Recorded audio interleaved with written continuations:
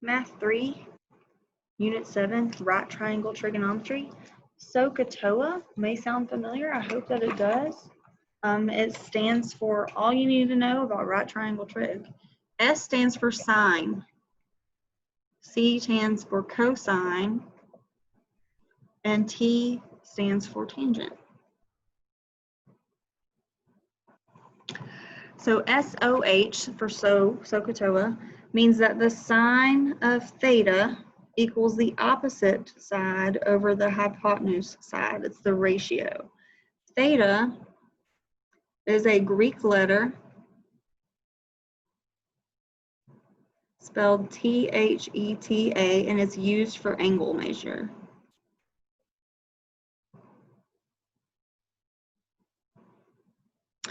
Cosine, C-A-H, is the cosine of theta equals the adjacent over the hypotenuse.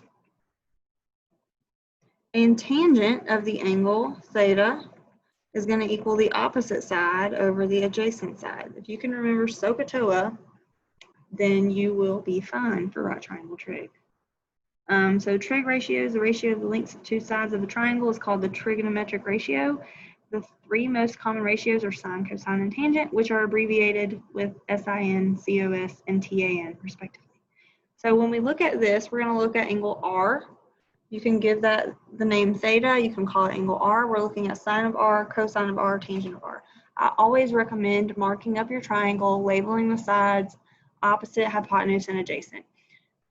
The hypotenuse is always the hypotenuse. It's always across from the right angle. So that's our hypotenuse.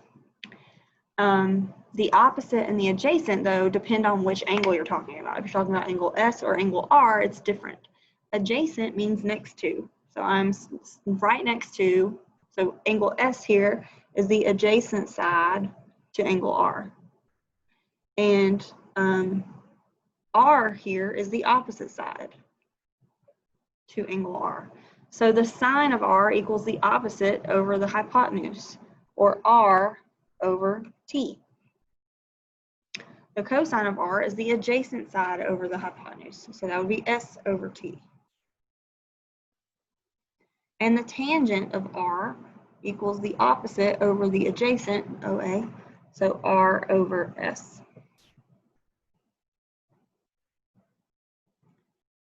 Now we have an example. We're just going to express the ratio as a fraction.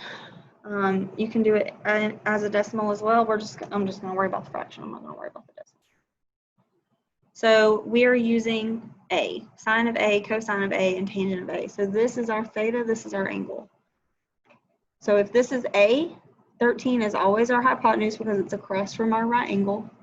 12 is adjacent to A because it is right next to the letter A. And 5 is opposite because it's across from A.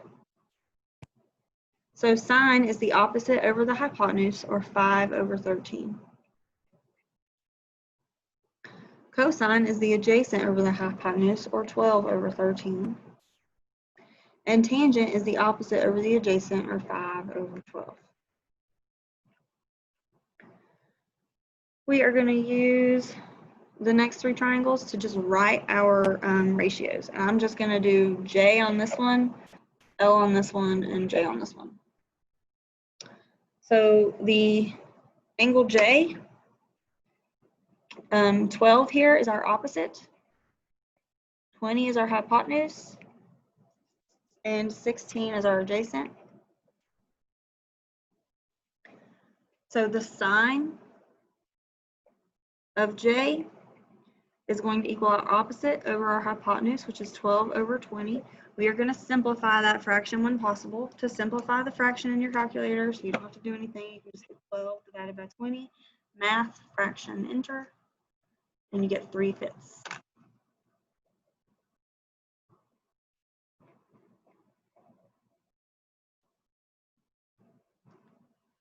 Cosine of angle J is the adjacent over the hypotenuse, which is 16 over 20. When you simplify that, and you can do that in your calculator, is 4/5. And then the tangent of angle J is the opposite over the adjacent, or 12 over 16. When you simplify that, you get the tangent of J is 3/4.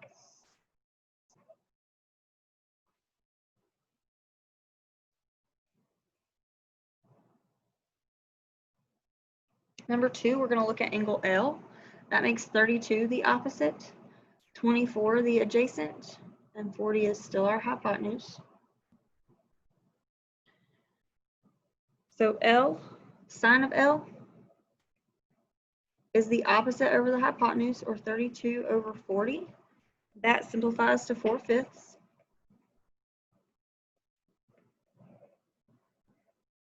The cosine of L is the adjacent over the hypotenuse, or 24 over 40. That simplifies to 3/5.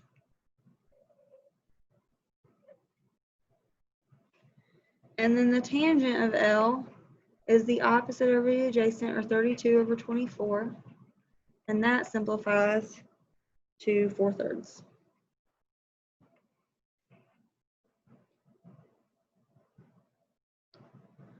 J, this is a little different because we have radicals. When you have radicals and you're finding the exact ratio, you have to do what's called rationalizing, which we have done. You have to get the radical out of the denominator. So here, my opposite is 36, my adjacent is 12√3, and my hypotenuse is 24√3. So my sine of J is my opposite, which is 36, over my hypotenuse, which is 24√3. Now you can't leave a radical in the denominator, so you have to multiply or rationalize here by multiplying both the top and the bottom by √3. You get 36√3 over 24 times 3. Now I'm going to simplify this. I'm going to leave the radical alone because it's going to stay there, and I'm going to say 36 divided by 24 times 3. And make that a fraction, and I get 1/2. So the sine of J is 1 on top, but don't forget about your √3. So 1 times √3, or √3 over 2.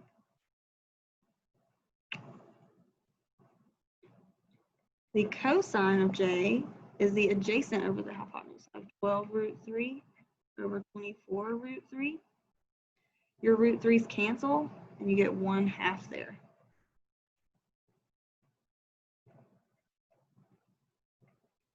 And then the tangent of J is the opposite, which is 36 over the adjacent, which is 12√3. I need to rationalize, so I'm going to multiply by √3 over √3.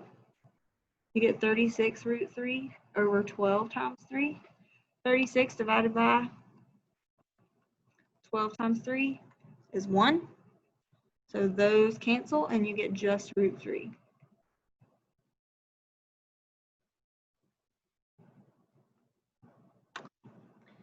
You can use the right triangle trig to find missing sides and angles. We're going to start with finding sides.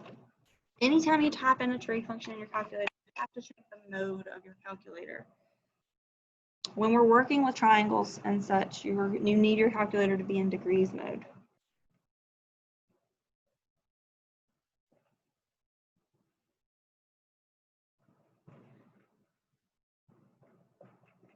To do that, you're going to hit the mode button on your calculator, which is right here, and on the 3rd or 4th row, it's going to say radian and degree. You need degree to be highlighted. It automatically comes with radian highlighted, so you have to check it and change it. Highlight degree, hit enter, and then you can hit second mode to quit and get out of there. So we're going to set up a trig function and use proportion to solve for the missing side length. So we're going to use the angle that we have. So this is our angle. That makes x our opposite and 11 our adjacent. And the side we don't know anything about, our hypotenuse. We want to find the value of x. So if we have opposite and adjacent, we're looking for x. We have the adjacent. We can use tangent. So we're going to say the tangent is whatever you're taking the trig function of is always of the angle measure. So the tangent of 64 degrees is going to equal our opposite, which we don't know, over our adjacent, which is 11. Then we can solve this equation by multiplying both sides by 11. So in my calculator, I'm just going to type in 11 times the tangent, which is sine, cosine, and tangent are all right here, times the tangent of 64. My calculator's already in degrees mode, so it knows that that's degrees. And we have 22 point, I'm going to round this to 1 decimal place, 5 rounds it up to a 6. When you're solving this, if x is on your numerator, then you multiply by your denominator, both sides. And if x is on the bottom, then you will divide both sides by your tangent function, or by your trig function.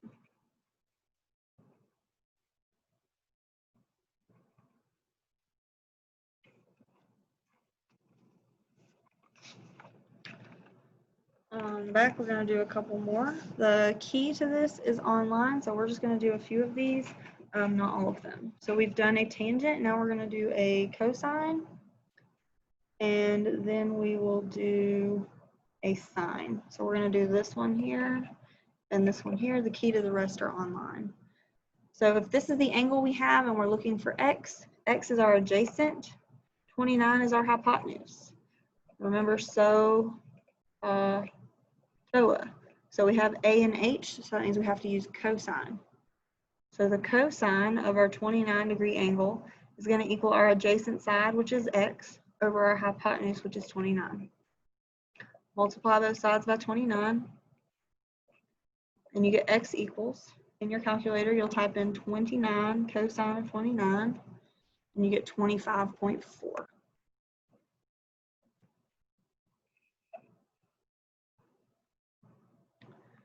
The next one, we have this angle here. 12 is our opposite. X is our hypotenuse. We have O and H, so we're going to use sine. We have the sine of 63 degrees is going to equal our opposite, which is 12, over our hypotenuse, which is x. Now, this is where our x is on the denominator. You have to get x out of the denominator. So I'm going to multiply both sides by x. So I have x sine of 63 degrees equals 12. I want to get x by itself. I'm multiplying by the sine of 63, so I divide both sides by the sine of 63 degrees. In my calculator, I type in 12 divided by the sine of 63, and you get 13.5. Again, the other examples are in the key online, on the outline. To find angle measures, so you're going to use the inverse trig function.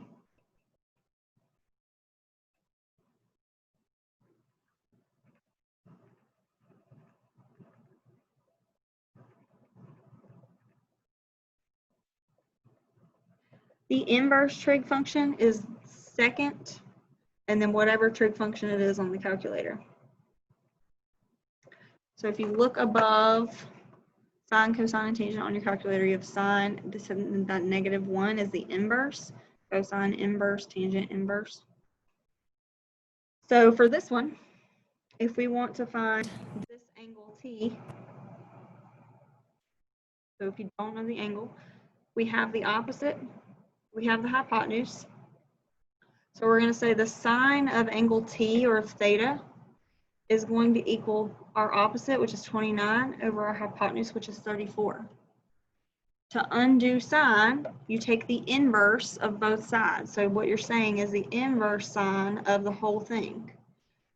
Inverse sine and sine cancel out, so you get T equals, and then you have the inverse sine of your 29 over 34. So in your calculator, again, you have to be in degrees mode. You're going to hit second sine so that you get that inverse sine of 29 over 34 and hit enter, and you get 58.5 degrees.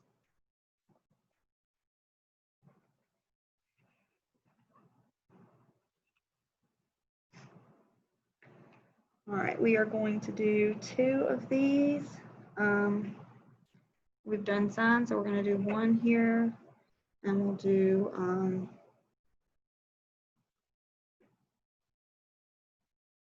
5. The other examples are online. So we're finding angle T for all of these to the nearest 10th, it says, so that's 1 decimal place. So angle T is what we're looking at. So 14 root 3 is our opposite, and 34 is our adjacent. So opposite and adjacent means I'm going to use the tangent of angle T.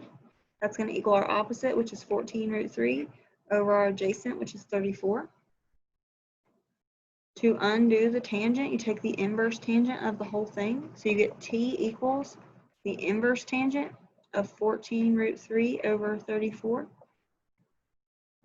So in your calculator, second tangent, 14 square root of 3. Make sure you get out of that radical, divided by 34. You get 35.5 degrees.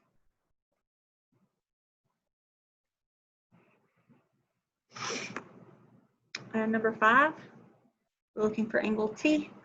We have our adjacent, we have our hypotenuse, so we're going to use cosine. The cosine of angle T equals our adjacent, which is 10 root 3 over our hypotenuse, which is 67. To undo the cosine, you take the inverse cosine of both sides. So you get T equals the inverse cosine of 10 root 3 over 67. In your calculator, you'll hit second cosine, in square roots of 3. Make sure you get out of your radical, divided by 67, and you get 75.0 degrees.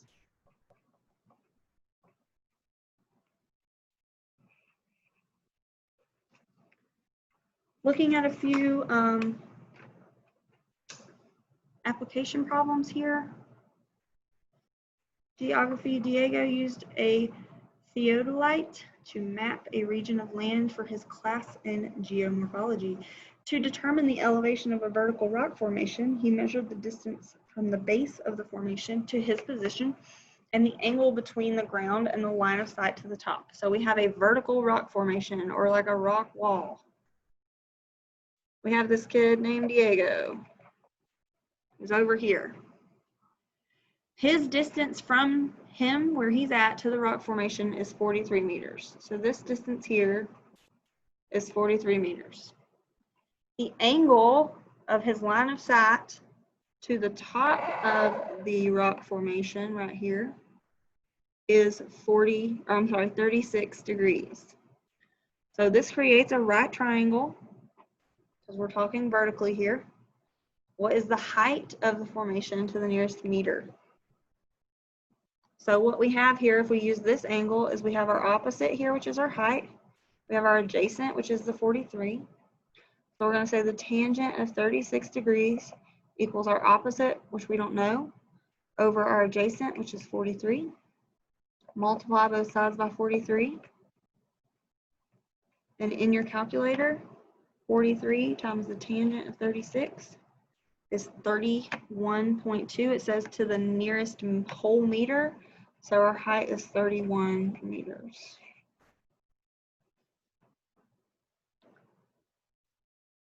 Couple more. Angle of elevation from point A to the top of a hill is 49 degrees. If point A is 400 feet from the base, how high is the hill? So we're looking for our height over here. We'll call this H. We have 49 degrees. H is our opposite. 400 is our adjacent. So I'm going to use my tangent of 49 degrees equals my opposite, which is H, over my adjacent, which is 400.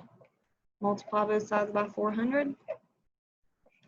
And you get H equals, in your calculator, 400 times the tangent of 49 is 460.1. And we are in feet. The next one, find the angle of elevation of the sun when a 12.5 meter tall telephone pole casts an 18 meter long shadow. So here's our pole, here's the shadow. We want to know this angle here. So since we're looking for the angle, we know we're going to use the inverse trig function. This is the angle we're using. So 12.5 is our opposite, 18 is our adjacent. So I'm going to use tangent of my theta, or my angle there that I don't know, is going to equal 12.5, or my opposite, over my adjacent, which is 18. So my angle will be the inverse tangent of 12.5 over 18. In my calculator, again, you need to be in degrees mode. Inverse tangent of 12.5 divided by 18 is 34.8 degrees.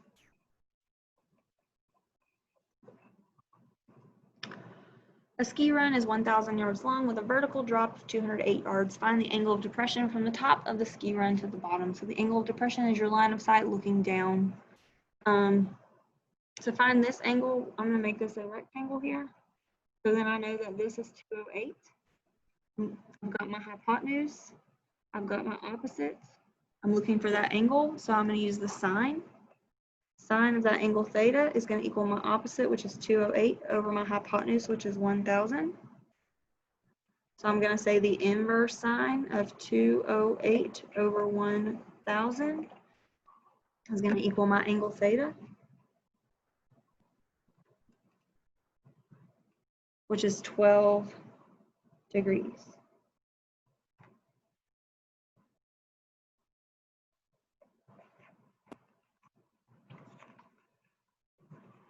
And then the last one, air traffic. From the top of a 120-foot high tower, an air traffic controller observes an airplane on the runway at an angle of depression of 19 degrees. How far from the base of the tower is the airplane? So again, we're making a rectangle. We know that this is 120, and what we want to know is this distance, this top distance here. I'm going to call that x. We have our 19-degree angle, so 120 is our opposite, x is our adjacent, so we're going to use tangent. Tangent of 19 degrees equals 120 over x. Multiply both sides by x to get it out of the denominator. Divide both sides by the tangent of 19. And you get x equals 120 divided by the tangent of 19, which is 348.5 feet.